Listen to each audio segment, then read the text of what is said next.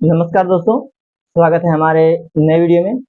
आज हम आपको बताएंगे कि आपको किसी भी डेकोरेटिव फ्लावर्स को लेकर के, जैसा कि आपको फ्लावर दिख रहा होगा, ऐसे फ्लावर को लेकर के आप 3D में कैसे इंपोर्ट करेंगे, यानी आप इसको 3D रिलीफ फाइल में कैसे आप इसको कन्वर्ट करेंगे, साथ साथ इसको आप कैसे 3D टूल पास करेंगे। तो इसके लिए मुझे अपने लैपटॉप की स्क्रीन पर लेके चलना पड़ेगा आपको। तो देखिए, सबसे पहले आपको ये जानना जरूरी है कि 3D हम किसी भी चीज का बना सकते हैं, कोई भी इमेज हो, कोई भी फोटो हो, चाहे कोई भी आपके सामने जेपीजी फाइल हो, पीएनजी फाइल हो, टिफ फाइल हो, किसी भी चीज की हम 3D इमेज कन्वर्ट कर सकते हैं। तो इसके लिए देखिए, हम आगे अपने लैपटॉप की स्क्रीन पे, और ये फोटो है, इस फोटो को लेकर के हमको 3D कन्वर्ट करना है। ये फोटो आपको दिख रहा होगा, मैं छोटा करके दिखा रहा हूँ। ये 3D फोटो है, इसको मैं छोटा कर देता हूँ। ये सिर्फ और सिर्फ फोटो है, देखिए। इसको बड़ा कर सकते हैं, छोटा कर सकते हैं। और डेस्कटॉप पे यहाँ पे 3 नंबर फाइल में सेव है। इसको मैं मिनिमाइज कर देता हूँ और मैं आ गया हूँ अपने आर्ट गेम 2018 के प्रीमियम वर्जन एप्लीकेशन में। इसको मैं जैसे ही अभी ओपन करने जा रहा हूँ, अब यहाँ से मैं नया मॉडल सेलेक्ट करता हूँ। देखिए, मैं इस फोटो का साइज देखा था, तो इस फोटो की साइज लगभग पड़ रही थी 1200 से 1600। तो मैं 1200-1600 का एक पेज ले लूंगा। देखिए, मैं यहाँ से 1200 और 1600 का एक पेज ले लेता हूँ, कंट्रोल न्यू न्यू कर लेता हूँ। यहाँ पे 1600 और 1200 का लैंडस्केप पेज ले लेता हूँ। यहाँ से मैं इसको कर लेता हूँ ओके। ध्यान दीजिए, अगर आप कोई भी 3D डिजाइन बना रहे होंगे तो आपको सबसे ज्यादा ध्यान देने वाली बात है कि वो बॉल नोज होना चाहिए, और आपके 3D की फिनिशिंग कितनी अच्छी आ रही है उस हिसाब से आपको बॉल नोज टूल सेलेक्ट करना है। जितनी आप कम की थिकनेस वाली आप बॉल नोज बीट यूज करेंगे, उतनी अच्छी आपकी फिनिशिंग मिलेगी 3D के आउटपुट में।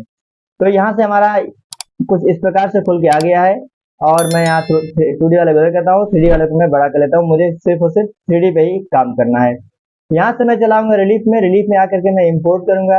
इंपोर्ट करने के बाद यहाँ से इंपोर्ट में लिखा है, सिर्फ ध्यान दीजिए कि आपको इंपोर्ट 3D मॉडल नहीं करना है। इंपोर्ट 3D मॉडल करेंगे तो ये रिलीफ फाइल को सर्च करेगा। सिर्फ इंपोर्ट करना है तो आपकी tiff file, JPG, PNG, what ever it में भी कैन ऑब्जर्व, ये उस सभी को ले लेगा, सबको देखेगा।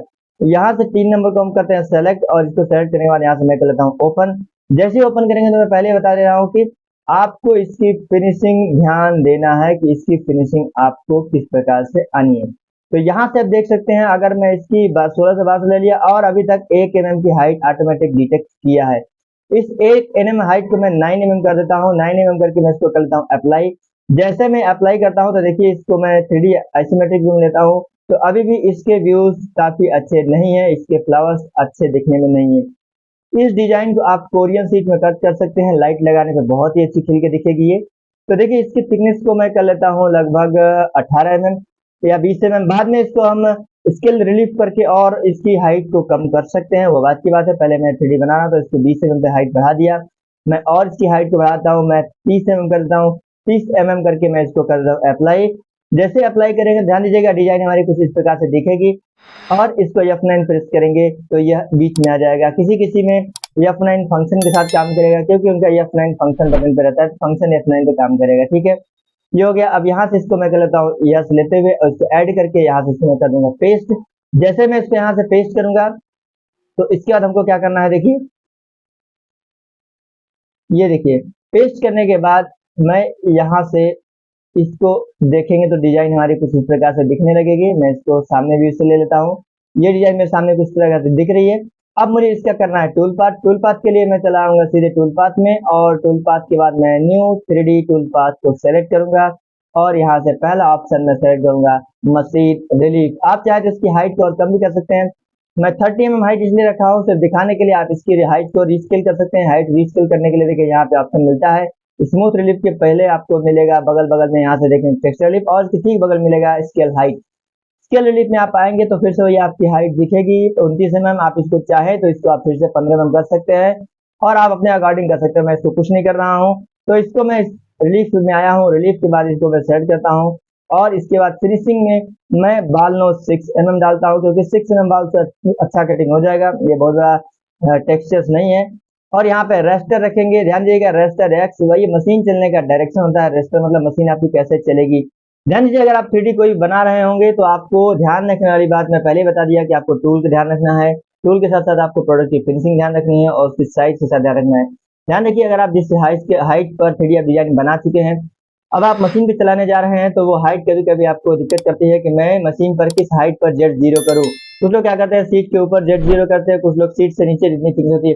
ध्यान दीजिए, ये चीज आपको सिमुलेशन में देखने को मिल जाएगी कि आपको किस हाइट पर जेड को आपको जीरो करना है। जैसे आप सिमुलेशन करेंगे तो वहां पे माइनस या प्लस करके आपको दिखता रहेगा कि कितना नीचे माइनस करना है, कितना ऊपर प्लस करना है। तो चलिए हम आपको हो रहा है, इसके बाद आपको दिखाते हैं। ये हमारा सिमुलेशन धीरे धीरे कंप्लीट हो चुका है, 99% हो गया है। अगला सेकंड कैलकुलेशन वाला स्टार्ट होगा, ये 99, उसके बाद फिर एक और कैलकुलेशन स्टार्ट होगा। देखिए ये जीरो, ये बहुत फास्ट होता है। ये हो गया। अब देखेंगे तो हमारे 3D कैलकुलेट इस प्रकार से हो गए। अब इसको हम करते हैं सिमुलेट, यहाँ से तो करते हैं क्लोज। सिमुलेट करने के लिए हम क्या करेंगे, इसको एसिमेट्रिक व्यू में लेके आते हैं, थोड़ा देखने में अच्छा लगता है। अब मैं यहाँ से 3D टूल पाथ में आता हूँ, इसको मैं साइड कर लेता हूँ। टूल पाथ में आकर के ये टूल पाथ ओपन हो गया। टूल पाथ में मैं करूंगा simulation, simulate all tool path, और मैं फास्ट करूंगा क्योंकि फास्ट देखिए यहाँ पे दिख रहा है कि मेरा हाइट 30 mm का है, यानी मैं बताया था कि मैं डिजाइन 30 mm कैसे बनाने चल रहा हूँ। तो ये 30 mm पर लेके चलेगा। ये मेरा 30 mm के आसपास, 29 mm के आसपास ऊपर मुझे जेड जीरो करना पड़ेगा। यानी सीट की थिकनेस अगर मेरी 50 mm है तो मुझे सीट के ऊपर जेड जीरो करना पड़ेगा, फिर साइड में जाकर सीट से 30 mm नीचे ले जाकर मुझे जेड जीरो करना पड़ेगा। ये हो गया। सिमुलेशन करेंगे तो यहाँ पे सामने किस प्रकार से कट के हमारी 3D आएगी वो दिखेगा। ये रिजल्ट आपके सामने दिख सकता है कि आप किस प्रकार से 3D कट कर सकते हैं। तो उम्मीद करता हूँ ये वीडियो आपको समझ आ गया होगा कि किस प्रकार से इस फ्लावर को लेकर के आपको 3D मॉडल क्रिएट करना है, कैसे रिलीव करके करना है। आप इसको चाहे तो सेव एज रिलीव भी कर सकते हैं, कहीं और भी किसी और को सेंड कर सकते हैं, कहीं और किसी और टाइम भी आप यूज कर सकते हैं। उम्मीद करता है वीडियो आपको पसंद आया ही होगा, तो हमारे वीडियो को लाइक करिएगा, इस चैनल को सब्सक्राइब करिएगा। मिलते हैं कुछ और ऐसे ही जानकारी वीडियो में, तब तक के लिए धन्यवाद। जय